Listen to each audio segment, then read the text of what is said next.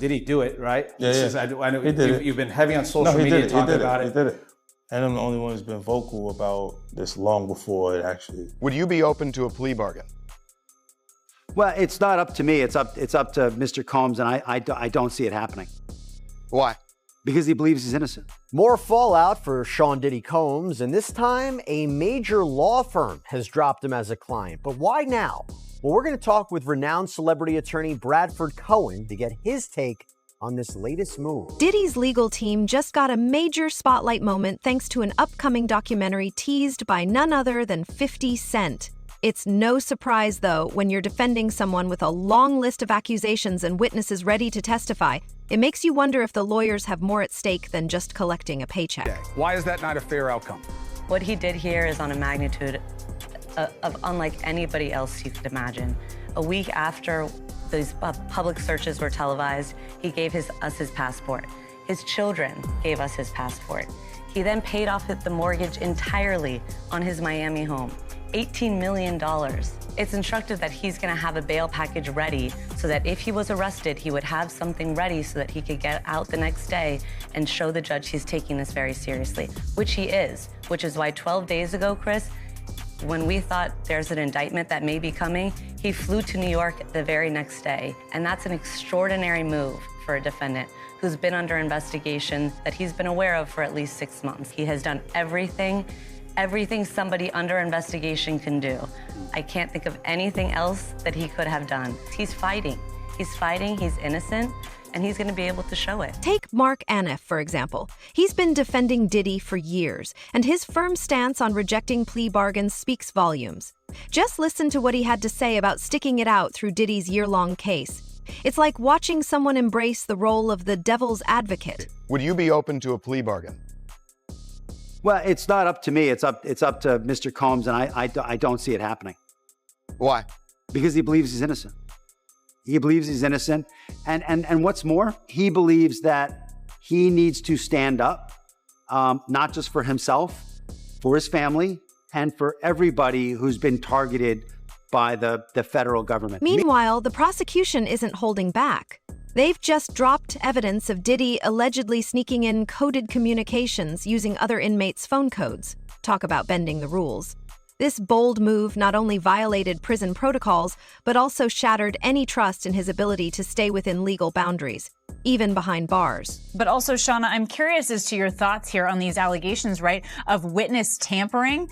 We've heard these allegations that he was, using other inmates' phone accounts to try to make phone calls in a way to make it so that they wouldn't be monitored. And there's also this concern that he might be trying to influence the jury pool via social media, even while he's behind bars.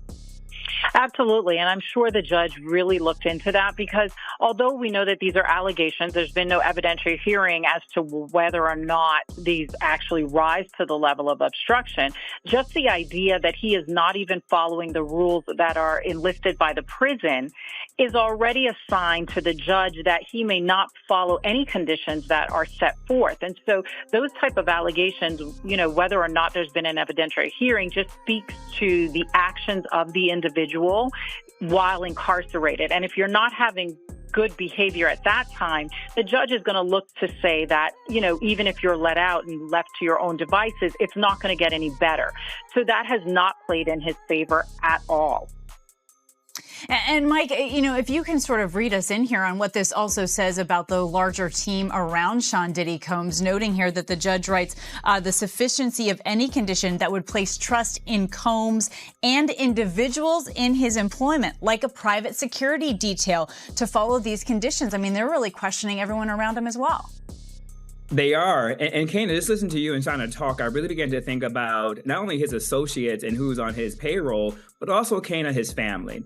Sean Combs has a very strong immediate family with his children who also do hold a level of social currency and culture, and who also, too, are really influential on social media. I'm thinking about Kana recently. We saw that was posted on Instagram where the children were gathered around a table and was able to communicate with Sean Combs behind bars to wish him a happy birthday. And you can hear Sean Combs on the speakerphone. They're talking about the love they have for the father, The father is talking about the love that they have for them. So really signaling to any potential witnesses that his children are a tight unit, has great social media currency. Also, too, his sons are actually involved in the music industry, to which before he was arrested, his son made a rap song really questioning the federal government, really questioning potential witnesses to go forward against his father. So when you tie all those things together, you look at the social media dynamic, the social currency, the ability to use music to possibly influence and cross distress to amongst witnesses. That is all part of the safety to which the judge is talking about. Judge Sub Manan, who's overseeing this courtroom drama,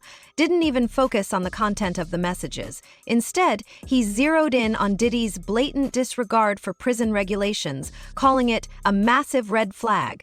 This behavior essentially destroyed any remaining faith in his promises to abide by release conditions. From there, Judge Subramanian says there is evidence that Combs violated Bureau of Prisons regulations during his pretrial detention to obscure his communications with third parties. We talked about this a lot, how Sean Combs was using other inmates' PAC numbers to make calls, was using a private messaging service to reach out to people, was also engaging in three-way phone calls. The allegation was he was not only breaking the rules, but he was also doing it to reach out to potential witnesses in the case, maybe to try to influence potential jurors through a social media campaign. Now, this is interesting because Judge Subramanian writes, the court makes no determination that the content of Combs' communications through these channels was improper. That's interesting. And this is something that he talked about in the hearing about, is it really bad he's posting things or having people post things for him on social media? So he's saying, I'm not really going to focus on the content of the communications, but, and this is something that we talked about in a prior sidebar, it was just the flouting of the rules that was the problem. He writes, however, his willingness to skirt BOP rules in a way that would make it more difficult for his communications to be monitored is strong evidence that the court cannot be reasonably assured as to the sufficiency of any conditions of release, especially given that they occurred when Combs was seeking bail and when he knew the government's concerns about witness tampering and obstruction were front and center. Yeah, really bad that he's doing this when he's already accused of obstruction and he's under the government's eye. But, and this is also interesting, you know another reason why the court was skeptical about Sean Combs being released? And, Judge Subramanian at least kind of entertained what would bail look like, what would pretrial release look like. He went on a back and forth, and we'll talk about this in a minute, where Sean Combs' attorneys had said he has an apartment in New York, there will be private security. Well, here's what the court says. The court doubts the sufficiency of any conditions that place trust in Combs and individuals in his employ, like a private security detail, to follow those conditions. So, wow. So really seems swayed by the prosecution's argument that his private security team could probably be susceptible to manipulation. But wait, there's more. It turns out Diddy's communications weren't just old school. They allegedly involved a third-party app, suggesting that someone on the inside might be helping him maintain a back channel to the outside world. Well, what about, they say, quote, the defendant also uses a non-authorized third-party messaging service called Contact Me ASAP to obscure his communications. The defendant appears to be using two Contact Me ASAP accounts. First, the defendant's BOP contact list includes a particular email address assigned to the defendant's son, which does not appear to be an account owned by the defendant's son, but instead appears to be an email address connected to Contact Me ASAP. Second, the defendant appears to be using another inmate's Contact Me ASAP account, primarily using email one. The defendant has exchanged hundreds of text messages via Contact Me ASAP with dozens of individuals, including attorneys and individuals who are not on the defendant's contact list. So any issue there?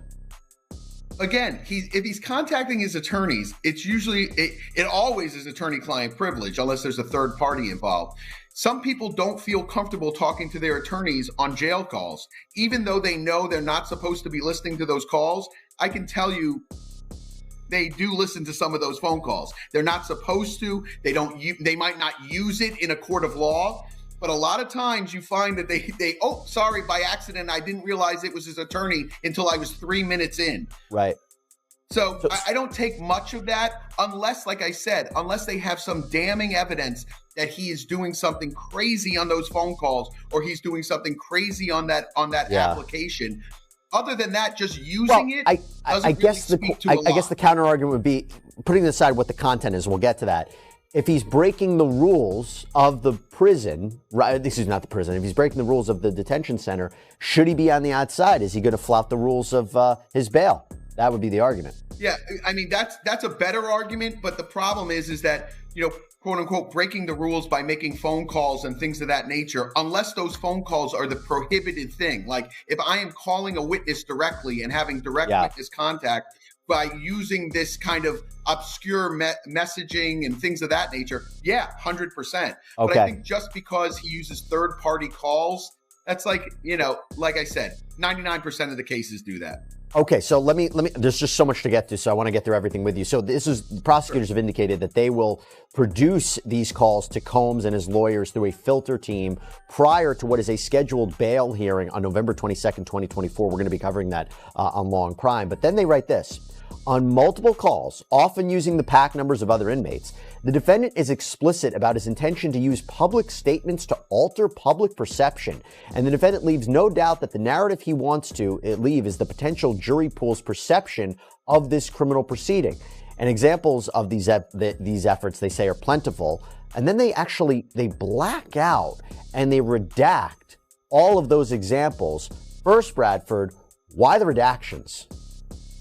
Well, the redactions probably because they don't want it to then make it public what his position is. Like, I didn't do it. This one witness, she did X, Y, Z. I'm sure that there's things in there that the government doesn't want the public to hear because the government has their narrow view of what's going on, right? And whenever the defendant then wants to address that narrow view and put out his own statement or address it in a different way, they want to curtail that because they have a certain way to look at a case. They don't want anyone looking at it differently. I find this to be the most ironic thing. It's like it's hypocrisy at its best because although the New York Southern District office does not themselves leak things often, they have in the past, but in this case, I don't think there's any evidence that they leaked anything. Remember that viral phone call between Diddy and his kids? The one people speculated might be AI generated? Turns out, it could have been legit. The details of the leaked conversation eerily align with the latest revelations. Oh, and about those pizza boxes he mentioned. Some conspiracy theorists are claiming they could be a code for something much darker. I'm gonna need you to get rid of all the leftover pizza boxes. The what? All the boxes left over from the pizza. Did Jay reach out yet? Nah, Bob. He ghosting. It gets even messier when you factor in Jay-Z, who's been accused of shady dealings of his own. Gene Deal, Diddy's former bodyguard, even spilled the tea on Jay-Z's calculated moves to keep himself out of the crossfire. He suggests that Jay-Z is simply buying time while the walls slowly close in. How do you feel about people constantly trying to drag Jay-Z into this Diddy situation when I haven't really seen like one piece of evidence that ties him to this at all? Well, I would say this. It's kind of funny to me, man, is that Diddy used to hate Jay-Z. He hated Jay-Z enough where he was trying to get Ja Rule to go at Jay-Z. This is back in the early 2000s. And one day, Asner, Kushner, Diddy, and myself went to a Nets game and we met Jay-Z. I've never been a Jay-Z fan, like some of his music, the whole 9 yards. But when we went over to the, I think that was Prudential Center in Newark, and him and Puff met up, it was strange to me. Because I remember what Puff was trying to do. And then both of them, they was talking about something amongst each other, amongst all of us, and laughing and joking with each other. Then over the years, I see them giving garden parties. You understand what I'm saying? You could tell that the people in power had gave that ring to Diddy and Jay was next in line. So to separate him when in fact they may be two of the same, but because Jay-Z is low-key, that low-key sneaky, and Diddy is and was rambunctious, you know, just out with it. It don't mean that they not two of the same. One just a little quiet with it. What happened at the basketball game? When they ran into, you guys ran into Jay-Z? They were just talking. They was talking amongst each other about their little white girls. They little skinny white girls. Jaguar Wright has been outspoken about Jay-Z's alleged skeletons, claiming this latest wave of accusations is her redemption after facing backlash during her infamous interview with Piers Morgan. It's now being talked about louder than ever. I guess, does that give you some peace to know that people are finally really questioning this man? It's emboldening me. I spoke on Piers Morgan. I said that I had 3 victims that I've been working with, victims of the Carters, that were ready to come forward. This might help them feel a little more confident now. So this is great because he's been evading. But the thing is, everyone in the backdrop knew that he was the celebrity John Doe. Everybody knew that. They knew it when I did Piers Morgan. Is Beyonce celebrity B? I hope to God not. But she was around. And she's very... she's got enough on her plate. After everything that happened with the election and everything that's happening right now, I'm not going to dump on that woman. She got better fish to fry. Well, what I will say is that her husband, she knows exactly who he is. Yeah. She knows. She knows. I want to give you props though, because on your channel, which I want to plug, you Jaguar Right Effect, you guys can support it. You posted last night, your first response was reposting the unedited Piers Morgan interview, which I found very ballsy and very telling. And again, this is where it all came from, where Piers Morgan was scared by Alex Spiro, Jay-Z's attorney, proving they are watching and they're being litigious. I got to watch my back, Jaguar. I appreciate you That's fine. getting that. And I don't want to lose my platform. I can't afford God, Alex no. Spiro. I wouldn't want that for anyone. I don't want anyone to lose their platform. He's good. He's good too. Right or wrong.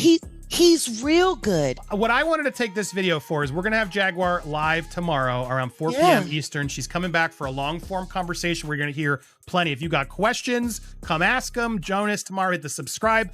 Jaguar, I want to do a victory lap for you here. I want to say, because people say you're being crazy, but the reality is I think you were onto something before a lot of us, specifically about Jay-Z. And there are some clips I want to watch with you, particularly one of Rihanna that really freaked me out.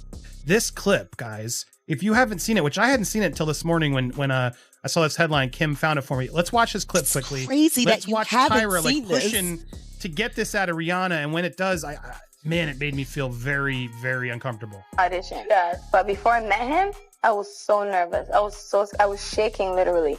But the moment I walked into the office, the atmosphere was so warm and welcoming. And you had to sing a cappella for him? Yes, I had to sing. I sang Pon de Replay. I sang another ballad from the album last time. Yeah. So then what did he say to you? He said something to you. Oh, yes. He said, we don't sing songs here. We sing artists. And there was this little pause. And I was nervous. But then he said, and we're interested. And there was this sudden feel of relief. But then he said something about a window and a door or something. Oh, then he said, he did it homework. I did a lot of homework on you, this lady. He said, there are 2 ways to leave here, either through the door with the deal signed or through this window, and we're on the 29th floor. So you was like, where's the pen? Where's the paper? I'm signing. Yeah. And The audience is so uncomfortable. Like, I don't know if Tyra was trying to get that on the record, but my God, what Jaguar? He threatened her. This is her own words coming out of her mouth. And she was a kid at that time, correct? 15-year-old girl who had been flown to the United States without parental supervision or a chaperone, brought to a grown man's office in a large corporate Manhattan building. Everybody knew when she flew in. I was there the day she got signed. Everyone was talking about it. And the 6 hours that she spent with him, and the 4 hours that she spent alone with him with no parental supervision. Her father didn't show up to the next day to come and collect the check. Well, and there's this is her life.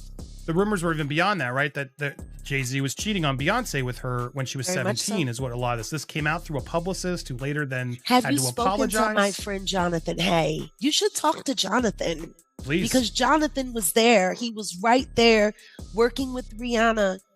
And it was right when they started crafting her to be seen as a brand and commodity only and not a person.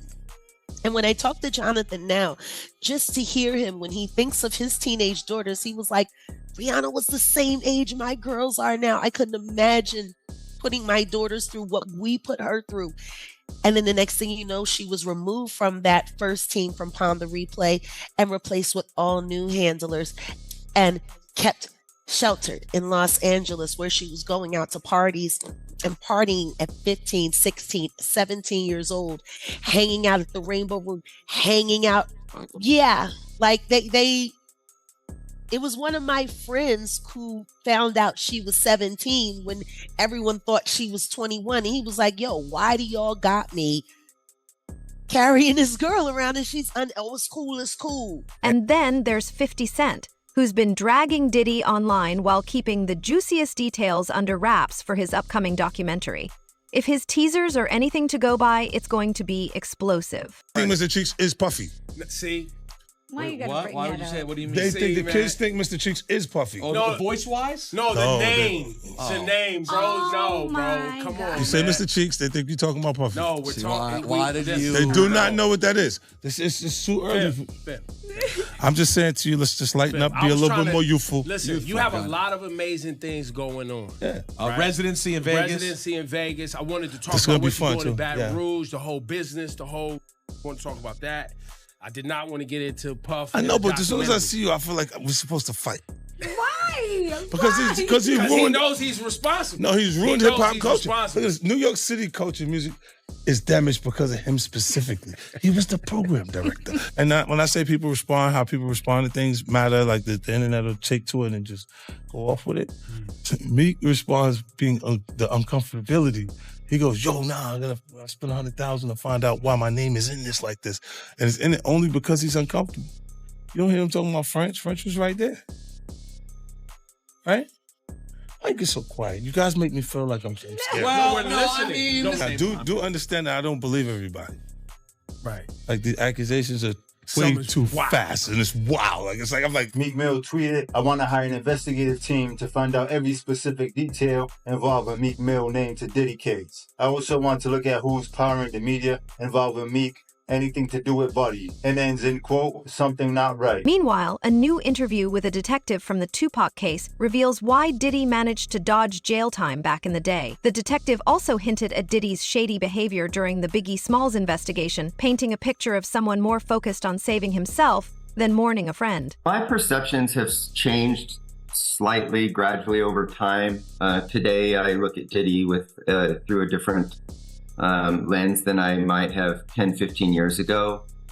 There were obviously some early red flags, but it's a complicated thing because we have to be very careful about falsely accusing people or even,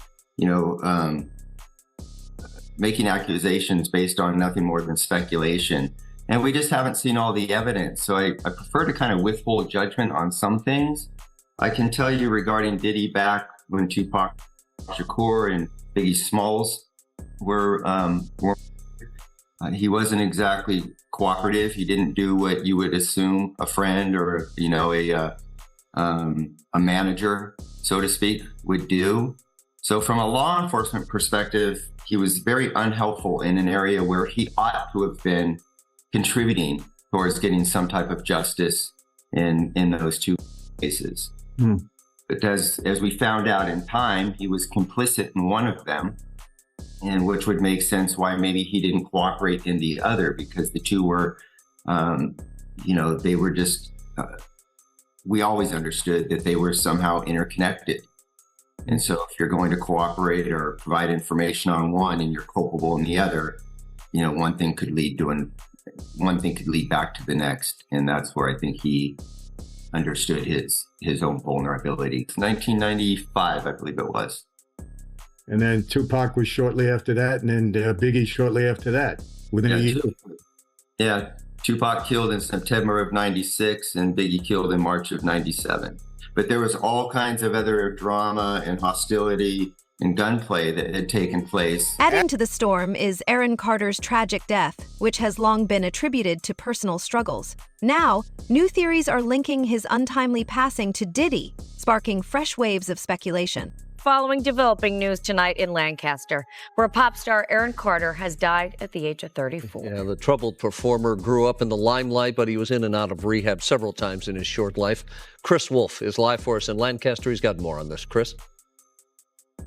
Yeah, Rick, MB, the street is now cleared. People have been moving in and out of that home behind me all day.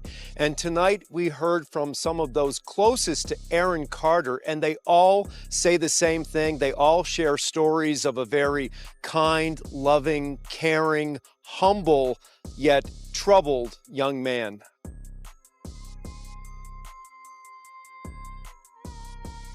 It's the tragic death of a young performer, and now family, friends, and fans around the world are suffering the loss. Singer, rapper, actor Aaron Carter is dead at the age of 34. Oh my God. Carter's close friend and stylist shared this video of a recent birthday celebration for Carter's fiancée, Melanie Martin. She is also the mother of their 11-month-old son, Prince. It's very painful. Very, very painful. I talked to him 2 weeks ago. He was at the dentist and he FaceTimed me. He said, come over. And I said, I have work to do.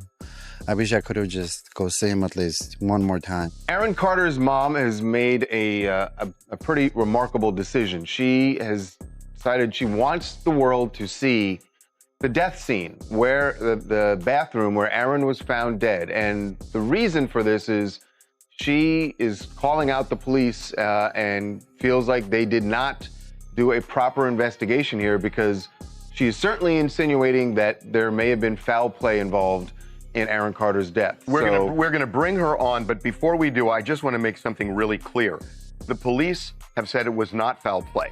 They have not identified anybody as a person of interest, a suspect, anything like that. The operating theory is he was huffing and he overdid it and died in the bathtub. So that's the operating theory.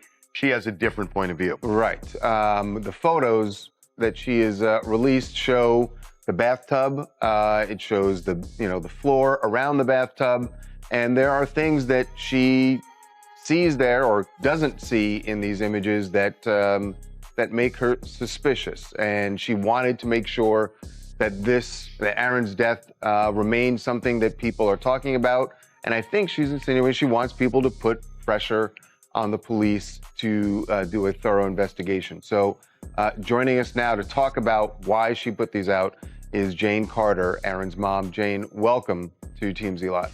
Thank you so much. So Jane, why don't you walk us through what troubles you about that scene, about the things that you saw in the photographs? And the things that you've heard happened in the house. Oh, well, the first day, I got a call. The first thing, I got a call from my daughter, Angel, and she said that Aaron was found in the pool. So then I found out later that he was found in a tub, and it just, the stories just kind of kept changing. But I was very concerned. So, what do you think? Are things about to get even messier? Let us know your thoughts in the comments section. And if you're here for all the drama, don't forget to like, share, and subscribe for more explosive music industry secrets. Until then, fam, keep it real.